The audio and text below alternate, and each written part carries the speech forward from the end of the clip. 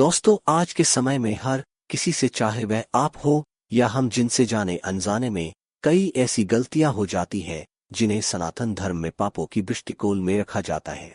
परमात्मा ने सभी जीवों को एक समान माना है, और लेकिन वह हमारे द्वारा जाने अनजाने में मारे जाते हैं और उसका फल किसी ना किसी प्रकार में हमें भी भुगतना पड़ता है।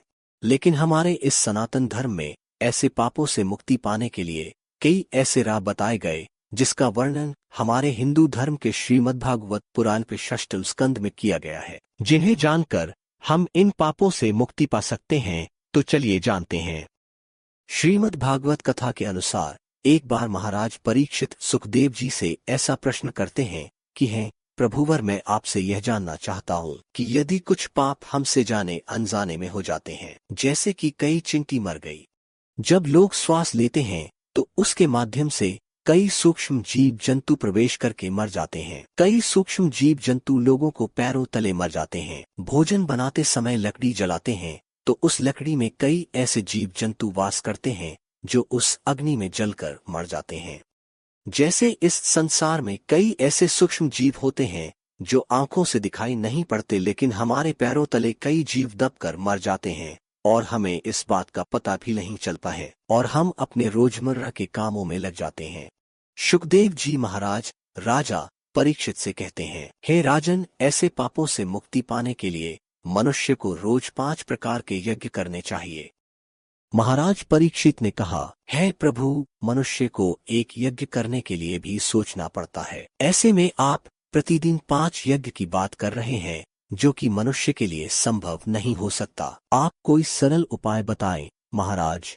तब सुखदेव जी महाराज ने राजा परीक्षित को कहा, हे राजन, पहली यज्ञ है कि जब भी घर में रोटी बने तो पहली रोटी गाय को खिलाना चाहिए। दूसरी यज्ञ है कि हर रोज 10 से 20 ग्राम आटा अथवा चीनी चींटियों को देना चाहिए।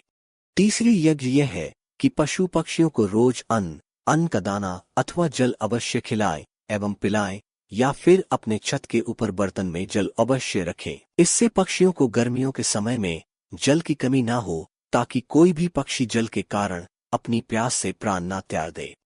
चौथी यज्ञ यह है कि राजन, जलाशय में मछलियों को आटे की गोली अवश्य डालना चाहिए। सुखदेव जी महाराज ने राजा परीक्षित को 5वीं यज्ञ के बारे में बताते हुए कहा, हे राजन, घर में जब भी भोजन बने, भोजन बनाने से पूर्व रोटी के टुकड़े में भी लगाकर उस अग्नि को भोग लगाना चाहिए जिस पर आप भोजन बना रहे हैं। इससे यज्ञ के समान ही फल मिलता है।